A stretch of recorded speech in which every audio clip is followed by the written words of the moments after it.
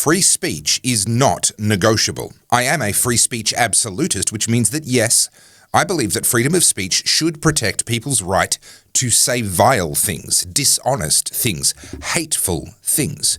So the recent comments from the US Attorney General, Pam Bondi, who said that she would target hate speech about the death of Charlie Kirk, well, that sends a shiver down my spine, even though I am disgusted by what is being said.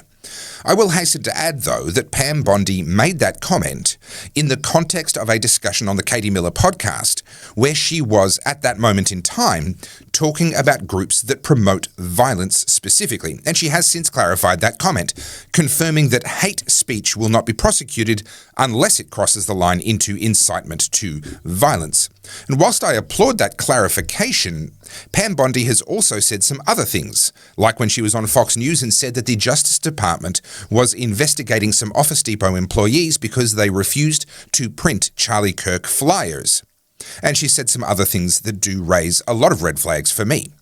Bondi's argument there is that businesses cannot discriminate. Thing is, this was exactly the heart of the gay cake controversy that erupted in 2018 in Colorado, eventually resulting in the Supreme Court ruling 7-2 that the baker did have the right to refuse to decorate a cake with a message that he objected to. So I'm sorry, Pam, you can't have one without the other. The Supreme Court ruled that you absolutely can discriminate as a business. You absolutely can choose what you will and won't do for your customers on the basis of your beliefs. And therefore, a printing company can refuse to print your flyers. That's just how it is. And I'm going to argue that that's how it has to be.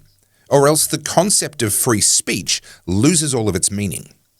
US Attorney General Pam Bondi is without doubt aware of this Supreme Court gay cake precedent, so it is dangerous for her to be saying on Fox News that businesses cannot discriminate. If you want to go in and print posters with Charlie's pictures on them for a vigil, you have to let them do that. We can prosecute you for that. I don't think you can or should be prosecuting people for that. It's dangerous to give the government the power to punish people for exercising their human right to freedom of association and their right to be discriminating. Discrimination as a word, as a concept, it just means discernment, being able to tell the difference between two things, to discriminate between things which are not the same. And we absolutely have a human right to choose not to participate in or associate with or provide services for things that we don't want to. The same First Amendment rights that give Americans the right to freedom of speech must, by definition, also give them the right to choose silence. It gives them the right to participate, and it must also give them the right to say no. So in the case of these Office Depot workers, well, I support their right to refuse service based on their freedom of association, just as I would also support their employer who might then decide to exercise their freedom of association and fire the employees who refused to print those flyers. That's just the employer exercising their right to freedom of association. And freedom of speech does not mean freedom from any consequences amongst each other, amongst ourselves. But freedom of speech most definitely means, or at least it should mean, freedom from government intervention. So for the Attorney General of the United States to say that the Justice Department is investigating Office Depot employees for refusing to print flyers? This is a terrible, very bad, no good idea, and it will do far more harm than good. And based on his track record, I would say that this isn't something that Charlie would have wanted either. My name's Topher Field. This is the Topher Project, and I help busy people like you to make sense of the nonsense that surrounds us. I am 100% viewer supported, so if you appreciate my no-nonsense coverage, then please help to keep the Topher Project going by buying me a coffee via the button at topherfield.net, and check out my books, DVDs, and merch at goodpeoplebreakbadlaws.com. The thing with hate-filled people saying hate-filled things in public is that they're actually doing us a favor, because now we know where the hate-filled people are. And thanks to freedom of association, which is also a human right, once we know where the hate-filled people are, we can then decide to have nothing to do with them, to no longer use their services if they run a business, to no longer work for them if they're our boss, to no longer employ them, to no longer hang out with them or invite them to our homes. But I firmly believe that we are better off knowing who and where these people are than we are forcing them to hide what they really think because of fear of censorship and the threat of government prosecution because of what they say. And as has been said time and again, the best way to combat bad speech is with good speech, or to say it another way, sunlight is the best disinfectant. Now that's not to say that words can't do damage, not at all. Words carry ideas, and ideas are the most powerful thing in the world. That is what the Topher Project is really all about, ideas. And great damage can be and has been done with words. But then using violence to silence someone's words, well, that's an admission that you don't have the words, the ideas to counter them. They win the battle of ideas the moment you fight back with violence. As the character Tyrion Lannister, created and penned by George R.R. Martin, said in A Clash of Kings, "When you tear out a man's tongue, you are not proving him a liar. You're only telling the world that you fear what he might say." Now that quote is of course from a fictional character, but the point is very real and very relevant. Words are powerful, and they can be used for good, and they can be used for evil. An example of words being used for evil would be the mainstream media campaign of lies that has consistently portrayed Donald Trump as some sort of modern Hitler, that has called the MAGA movement, of which Charlie was a passionate supporter, some sort of a Nazi cause. And they've spent years whipping up the lie that what happened on January 6th was some sort of an insurrection. Now, none of those things are true. I think that speech is reprehensible. But using that speech, they created in the minds of some people a justification for exactly the violence that we saw against Charlie. Words can do harm. Now, someone made the point that they didn't shoot Charlie Kirk because they believed he was a Nazi. They called him a Nazi so that you would believe that shooting him was a good thing. And even still, after everything they'd said before he got shot, now after his death, there are still people telling lies about Charlie. People claiming he's said all manner of things that he simply never said, or they're taking things that he did say out of context to pretend that he meant something that he definitely did not mean. So yes, I know, I get it. Some people use their right to freedom of speech to do harm, to do bad things, to do evil and to justify evil with real-world consequences. But what would Charlie want us to do about them? To use the law? To prosecute them for hate crimes? Shut them down? No. He would want us to answer them in his death the same way that he answered his critics in his life. With words. Charlie didn't just believe in free speech for all. He's the one who gave the microphone to the very people who were most likely to criticize him the harshest. In a real sense, they didn't actually kill him because of his speech. They killed him because he was showing the world that they didn't have a reply. I want to finish this video with a few examples of the lies being spoken about Charlie, and I want to counter them the way that Charlie would have wanted, with speech, with the truth of what he actually said and what he actually believed. Now, you'll find lots of examples of people lying about Charlie on the internet. I'm not going to revel in the lies, only in the replies. Now, the Daily Wire have actually compiled a few really great examples. I'm going to use a few of them here. You've probably seen the claim that Charlie said, "Black women don't have the brain processing power to be taken seriously." But surprise, surprise, that is an intentional misquote. The Daily Wire have provided the source. It's back in 2023. Charlie was on his show, and he called out 4 specific women who continually promoted anti-white and anti-Asian affirmative action policies. These women were Michelle Obama, Sheila Jackson-Lee, Ketanji Brown Jackson, and Joy Reid. His actual quote, and remember he was talking about them, they're coming out and they're saying, "I'm only here because of affirmative action."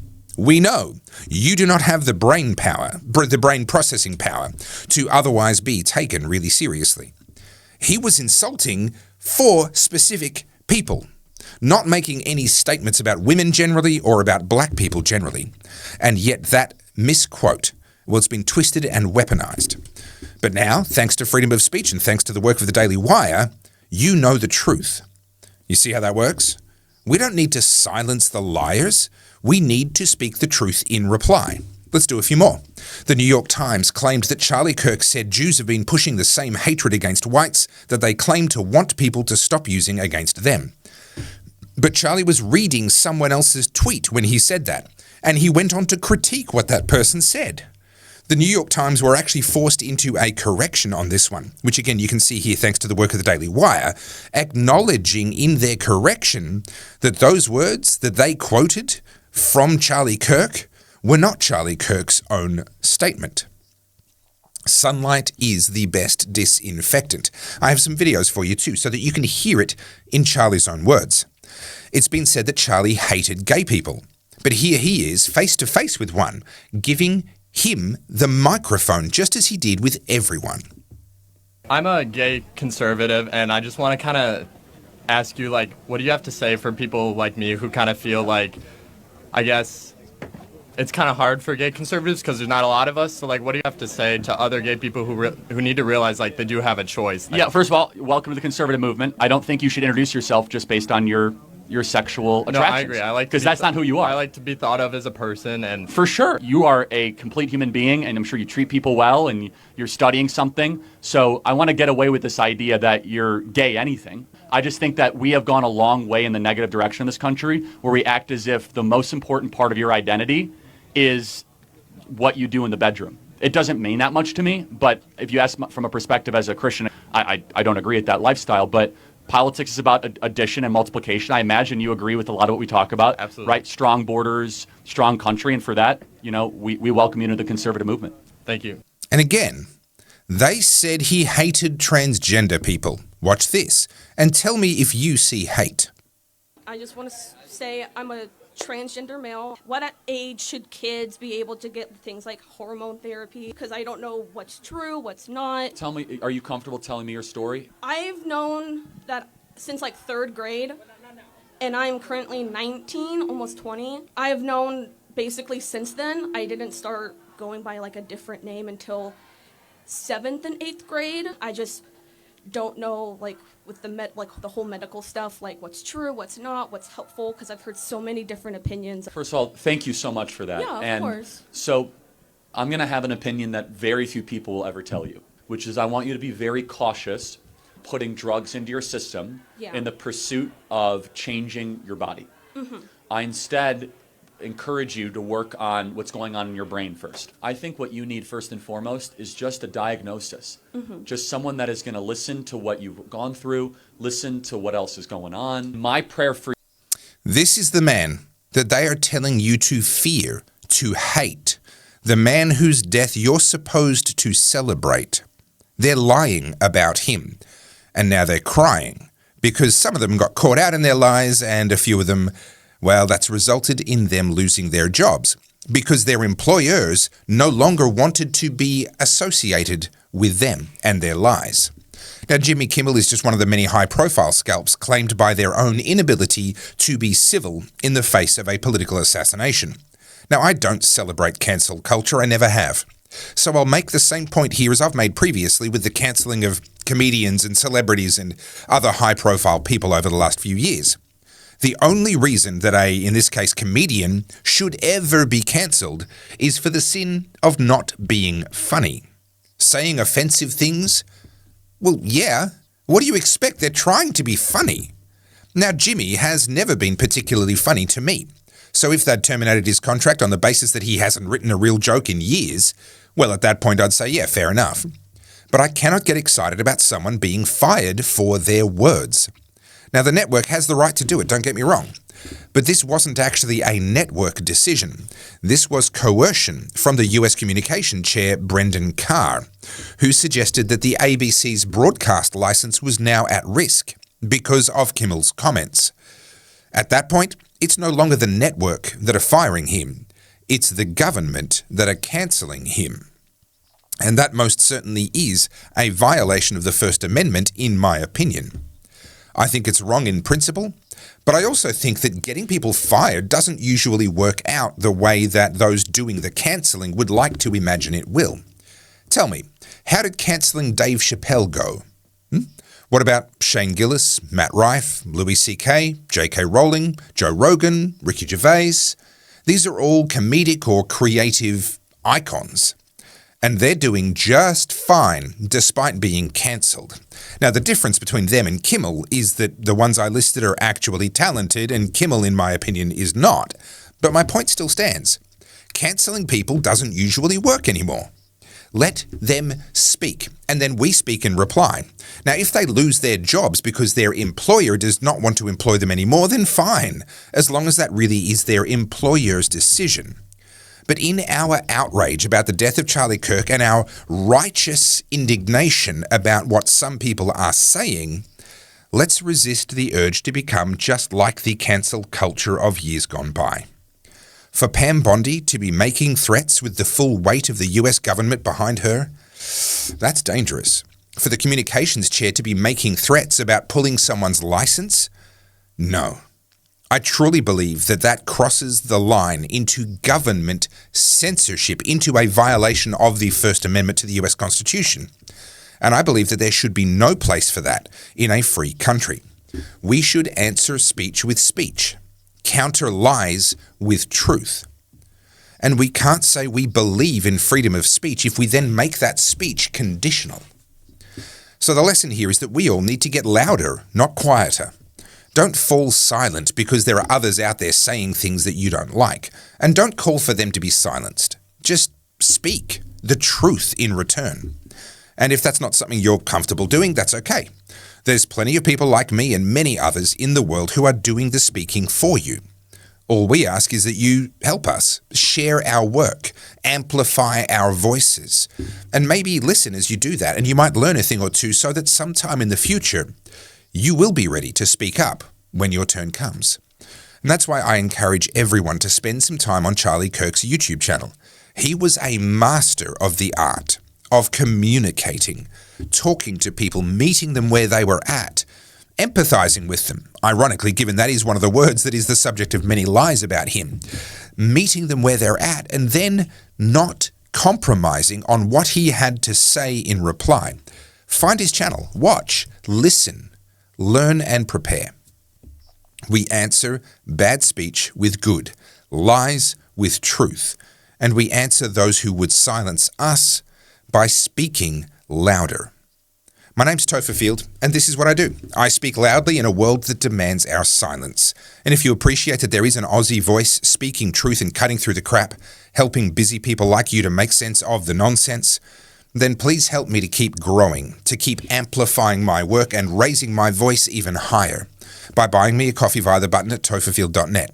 And if you like my videos, then you will love my books. There's Good People Break Bad Laws, which is all about government, power, where human rights come from, and the role of civil disobedience in a modern society. Then there's my second book, Good Christians Break Bad Laws, which is all about the theology of civil disobedience and what Christians should do when our government goes bad. Plus, there's my multi-award-winning documentary, Battleground Melbourne.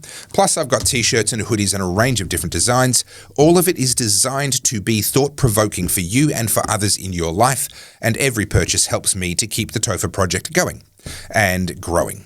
So thank you for watching to the end, because the algorithm loves you, and so do I.